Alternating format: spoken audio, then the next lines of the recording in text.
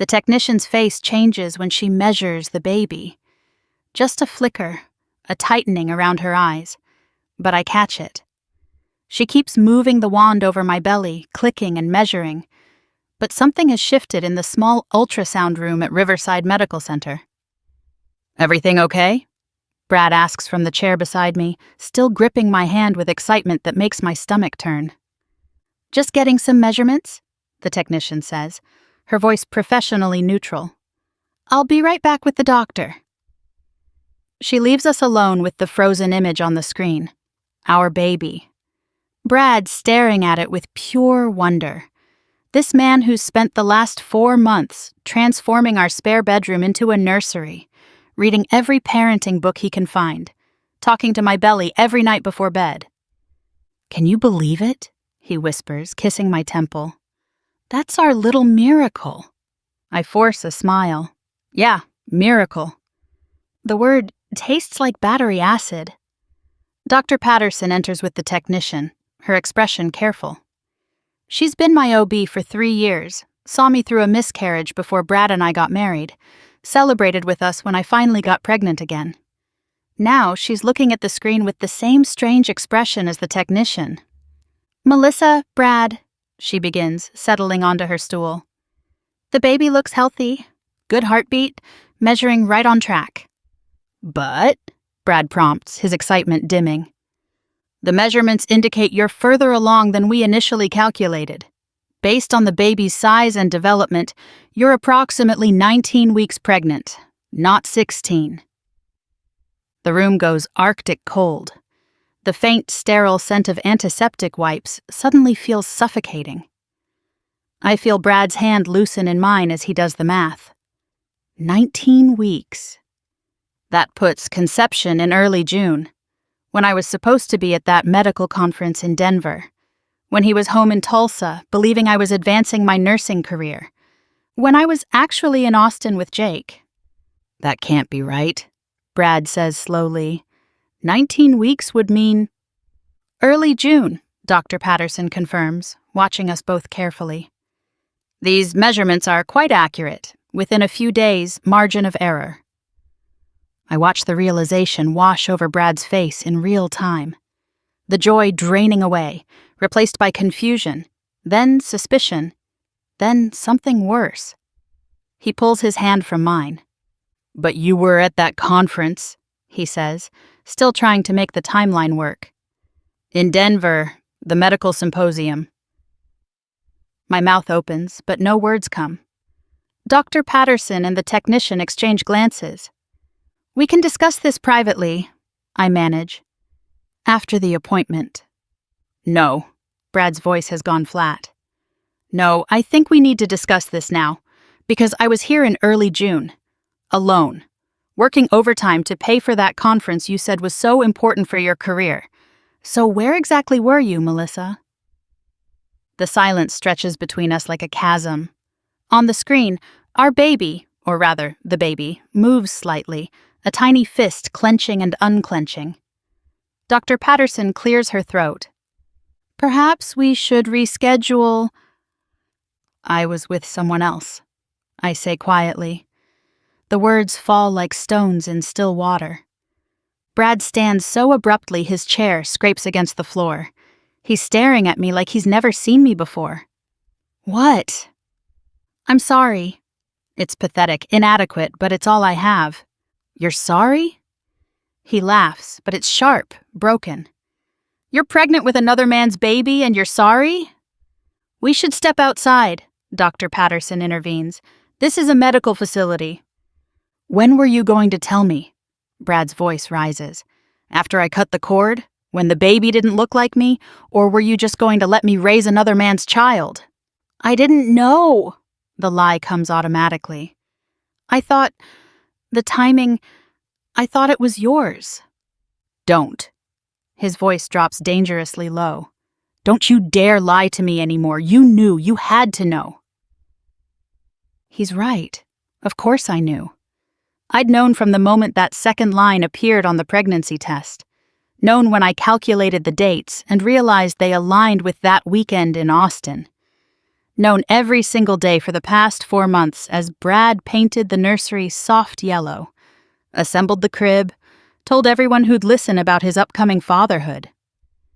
But I'd buried that knowledge deep, convinced myself the baby could be his, had to be his, because the alternative meant destroying everything. Who? Brad asks. Who was worth throwing away our marriage? Does it matter? Yes, it fucking matters. I have a right to know who you... He stops, runs his hands through his hair, his mind clearly racing. That text I saw on your phone a couple months back.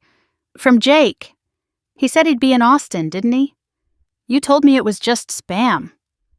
His eyes lock onto mine, the confusion hardening into certainty. You didn't go to Denver. You went to Austin to see him. It's Jake, isn't it? Your ex from college. I don't answer, which is answer enough. Brad makes a sound like he's been punched. I'm going to be sick, he says. And then he's gone, out the door before anyone can stop him. Dr. Patterson hands me tissues I didn't realize I needed. My face is wet. When did I start crying? Melissa, we need to continue the ultrasound. Check the baby's development. Right, the baby. I stare at the screen, at this tiny person who just destroyed my life by existing. Keep going. She does, professionally, taking measurements and checking organs while the technician records everything in silence. The baby is perfect, healthy, growing exactly as it should. The bitter irony isn't lost on me. Brad and I tried for 2 years, suffered through a miscarriage, underwent fertility treatments. Then 1 weekend with Jake, and here we are. Everything looks good, Dr. Patterson says finally, wiping the gel from my belly. I'll have the front desk schedule your anatomy scan for next month. And Melissa, you might want to consider speaking with someone, a counselor. This is a difficult situation. Difficult, like I've got a stubbed toe instead of a destroyed marriage and a baby whose father doesn't know he exists. I dress in silence and walk to the waiting room. Brad's car is gone from the parking lot. My phone already has 12 missed calls from him, 3 from his mother, 1 from my sister. Word travels fast in the digital age. I drive home on autopilot. Some part of me hoping this is all a nightmare. That I'll wake up and Brad will still be excited about the baby, the timeline will match up, and I won't be the woman who destroyed everything for a weekend that meant nothing. But when I pull into our driveway in our suburban neighborhood, Brad's truck is there. The front door is open. I can see him through the doorway, throwing things into boxes with systematic efficiency. The tearing sound of packing tape is the only thing breaking the silence, each rip sealing our marriage shut. Brad, don't. He doesn't look at me, just keeps packing. Just don't. 4 years of marriage, 6 years together, and you throw it away for what? For him? It didn't mean anything. Oh, that makes it better. You destroyed us for something that didn't mean anything? He finally looks at me, and his eyes are red-rimmed, devastated. How long? It was just that weekend. How long were you talking to him, planning it? How long were you lying to my face? I sink onto the couch, suddenly exhausted. A month? He reached out a month before the conference. Said he was going to be in Austin for work, wondered if I wanted to catch up. And you just decided, sure, why not? Why not cheat on your husband with your ex? I didn't plan for it to happen. You flew to a different city. You lied about where you were going. You had to book flights, pack bags, make up an entire conference. That's not an accident, Melissa. That's a choice. Multiple choices. Hundreds of lies. He's right. Every word is right. I'd told myself it was just coffee with an old friend, then drinks, then dinner, then his hotel room. 3 days of pretending I was someone else, someone without a husband who trusted me completely. I'm sorry, I whisper. I'm so fucking sorry. Sorry you did it or sorry you got caught? Both, I don't know. Brad, please. You're pregnant with another man's baby. He says it like he's testing the words, seeing if they'll ever make sense. You let me paint the nursery. Let me tell my parents they were going to be grandparents. Let me believe His voice cracks. I loved that baby already, do you understand that? I already loved it. You still can? No. The word explodes from him. No, I can't. I can't raise Jake's baby. I can't look at that child every day knowing it's proof of the worst thing you ever did to me. I can't pretend. Then what am I supposed to do? The question bursts out of me, selfish and desperate. Brad, I'm 19 weeks pregnant. I can't. That's not my problem anymore. He grabs another box, heads for the stairs. You created this situation. You figure it out. I follow him to our bedroom. His bedroom now, I suppose. Watch him pack his clothes with the same methodical care he brings to everything. This is Brad, who alphabetizes our spice rack, who makes spreadsheets for vacation planning, who's never made an impulsive decision in his life. Losing him feels like losing my anchor. Where will you go? I ask. My brother's, until I figure out something permanent. Brad, can we just talk about this? Maybe counseling? He laughs, harsh and bitter. Counseling? You think counseling fixes this? You think there's some magic words a therapist can say that makes me okay with raising another man's child? Then what about the house, the mortgage, our accounts? Jesus Christ, Melissa. I just found out my wife is pregnant with her ex's baby, and you're worried about the mortgage? He shakes his head. We'll figure it out through lawyers. I can't do this right now. His phone rings. His mother. He declines the call, but I see the text preview.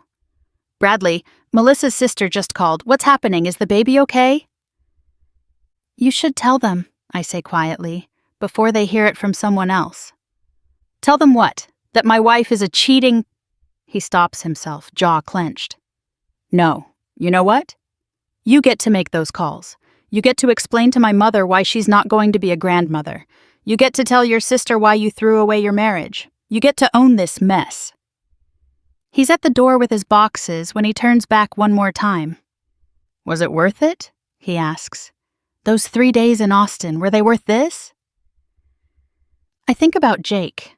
Charming, irresponsible Jake who still bartended at 35 and thought commitment was remembering your name in the morning. Jake who was exciting precisely because he wasn't Brad, wasn't stable, wasn't reliable, wasn't building a future with anyone. With him, for just a weekend, I wasn't the wife who had failed at getting pregnant, the woman whose body had betrayed her. I was just someone else, someone young and wanted. No, I whisper. God, no, Brad! But he's already gone. His truck starts in the driveway, backs out, disappears down our quiet street. I'm left standing in our half-empty bedroom, 19 weeks pregnant with a baby whose father doesn't know it exists and whose would-be father just walked out of our lives forever. My phone rings. My sister. I let it go to voicemail and sink onto the bed, our bed, where Brad and I made love just this morning before the appointment. He'd kissed my belly, told the baby good morning, said he couldn't wait to see it on the ultrasound. The nursery is down the hall. Soft yellow walls, white crib, a rocking chair Brad refinished himself. Above the crib, wooden letters spell out miracle. What we'd called the baby after trying for so long. Some miracle. I called Jake that night. Have to try 3 times before he picks up. Mel, holy shit, it's been months. How are you? I'm pregnant. Silence. Then, okay, congratulations. It's yours. The silence stretches longer this time. I can hear bar noise in the background. Of course he's at work. That's not possible, he says finally. We used protection. Not every time. Fuck. More silence. You're sure? The ultrasound dated it to early June, when we were together. Fuck, he repeats. What about your husband? He left. Today. After the appointment when we found out the timeline. Jesus, Mel. What do you want me to say here? I don't know. Something, anything. You're going to be a father. He laughs, but it's not happy. No, I'm not. I'm not father material. You know that. We had a weekend, Mel. It was fun, but it wasn't... I can't be someone's dad. You don't have a choice. The baby exists whether you want it to or not. Yeah, but I don't have to be involved. That's a choice. His voice hardens. Don't put this on me. You're the one who flew to Austin. You're the one who was married. You're the one who... I know what I did. Then you know this isn't my problem. I'll help pay for whatever you decide to do. But I can't. I won't be a father. That's not who I am. Jake, I gotta go. Good luck, Mel. I mean that, but don't call me again. He hangs up. When I try to call back, it goes straight to voicemail. By the next morning, he's blocked my number. So that's that. No husband, no father for the baby. Just me, alone in a house I can't afford, pregnant with a child who's already been rejected by 2 fathers before it's even born. The calls from family start immediately. Brad's mother first, crying, asking how I could do this to her son. My sister next, torn between supporting me and fury at what I've done. My parents, disappointed and practical, already talking about me moving home to Kansas City. You can't raise a baby alone, my mother says. Not with Brad gone. Come home. We'll help. But going home means admitting failure on a spectacular scale, means being the cautionary tale at family gatherings, means raising Jake's baby in my childhood bedroom while my parents share knowing looks over dinner. I try to make it work in Tulsa, go back to my nursing job, pretend I don't see the whispers following me through the hospital halls. Everyone knows now. Brad's friends, our mutual friends, coworkers. The story spread like wildfire. The timeline ultrasound that revealed an affair. The marriage that exploded in an OB's office. Some people try to be supportive. Brad will come around, they say. Once the baby's here, he'll forget all about this. But I know Brad. He doesn't forget. He doesn't forgive. He's the man who still won't eat at a restaurant that got his order wrong 5 years ago. He's not coming back. Others are less kind. I find homewrecker keyed into my car one morning. Someone leaves a baby outfit on my desk at work with a note, "For your bastard." Social media becomes unbearable. Brad's family and friends unleashing years of polite restraint in vicious comments and messages. 3 weeks after the ultrasound, Brad files for divorce. His lawyer is thorough, adultery as grounds, requesting I pay my own legal fees, demanding paternity tests to ensure no financial obligation to the child. It's brutal in its efficiency, like everything Brad does. He's being unreasonable, my lawyer says. You were married when you conceived. In Oklahoma, he's presumed to be the father regardless of biology. He's not the father, I say flatly, and I won't force him to pay for a child that isn't his. You need to think practically. You're going to be a single mother. Child support? No, I did this. I'll handle the consequences. But handling the consequences is harder than I imagined. The house has to be sold. Neither of us can afford it alone. I moved to a 1-bedroom apartment on the sketchy side of town, the only place that will rent to someone with a divorce in progress and no co-signer. The nursery furniture goes into storage. I can't bear to sell it, but I can't look at it either. My pregnancy progresses. The baby grows, kicks, hiccups. I go to appointments alone, buy generic baby supplies at discount stores, try not to think about how different this should have been. Brad had wanted to do a gender reveal party, had a whole Pinterest board of ideas. Now I find out I'm having a boy from a form letter in my patient portal. A boy. Jake's boy. Who will probably have his father's green eyes and careless smile. Who will grow up without a father because I made selfish choices. You could give him up, my mother suggests gently during one of her visits. Adoption. Give him to a family that can provide. No. It's the one thing I'm certain about. He's mine. I screwed up everything else, but he's mine. She sighs. Then you need to start making real plans, Melissa. Daycare, work schedules, budget. You can't wing this. She's right. I can't wing anything anymore. Brad was the planner in our relationship, the one who handled our finances and scheduled our lives. Without him, I'm drowning in details I never had to consider. How much does daycare cost? How do single mothers work 12-hour nursing shifts? How do you raise a child completely alone? I reach out to Jake one more time when I'm 30 weeks pregnant. Send him an ultrasound photo, a last desperate attempt to make him care. Your son, I write. He's healthy, due in December. I'm not asking for money or involvement, just thought you should see him. He responds from a different number. Please don't contact me again. I'll file a restraining order if necessary. So much for that. The baby shower my sister throws is small, awkward. My mother, 2 cousins, a friend from work who feels obligated. We sit in my sister's living room making stilted conversation while I open practical gifts. Diapers, onesies, a car seat. My smile feels pasted on. Every gift unwrapped feels like penance wrapped in pastel paper. No one mentions Brad. No one asks about the father. We all pretend this is normal, that I'm just another excited mother-to-be. Have you picked a name? My cousin asks.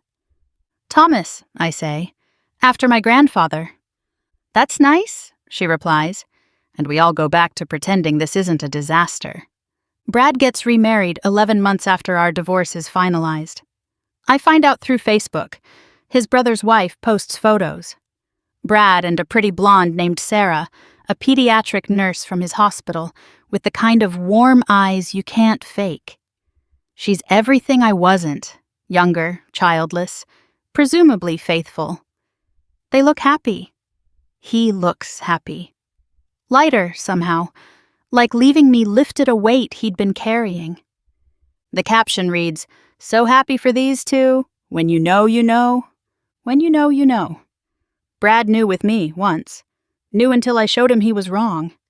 Thomas is 18 months old by then, toddling around my apartment, getting into everything. He has Jake's eyes, like I knew he would. Jake's easy charm, too, already flirting with strangers at the grocery store. But he also has my stubbornness, Brad's love of routine. Sometimes I catch myself telling him stories about Daddy Brad before I remember Brad was never his daddy at all. Mama sad? Thomas asks, patting my wet cheeks as I stare at Brad's wedding photos. No, baby, Mama's okay. But I'm not okay.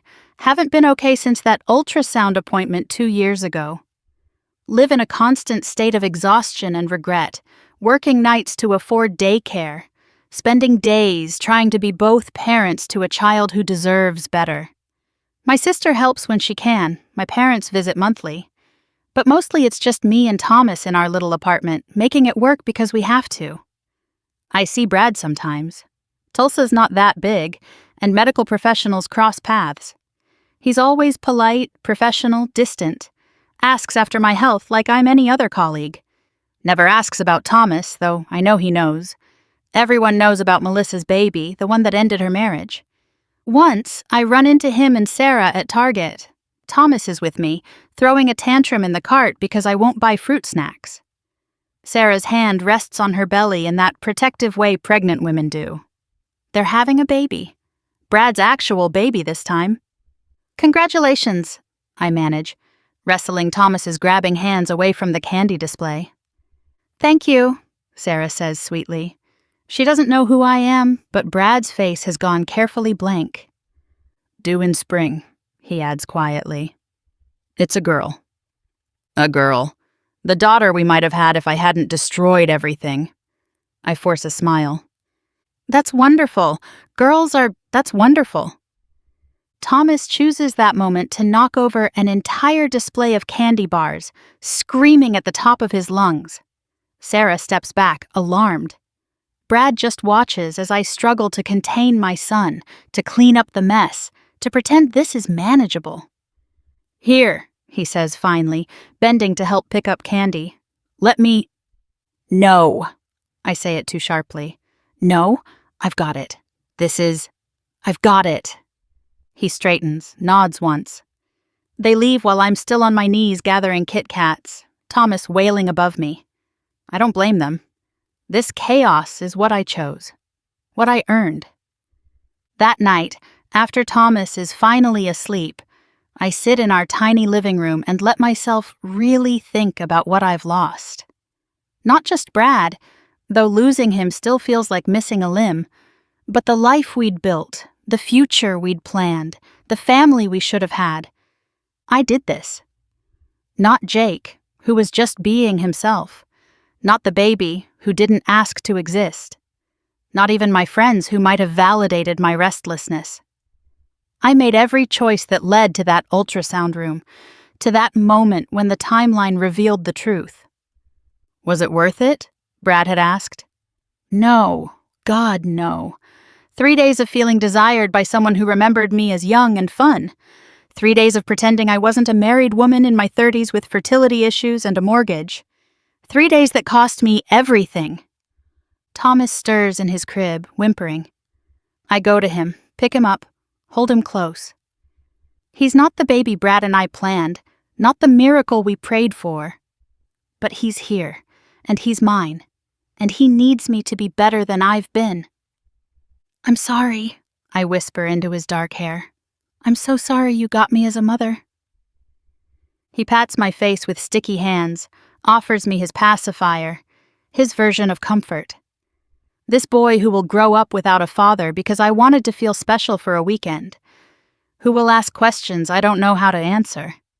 Who deserves so much more than I can give him. Brad and Sarah's daughter will be born into a stable home with 2 parents who chose each other, who trust each other, who built something real.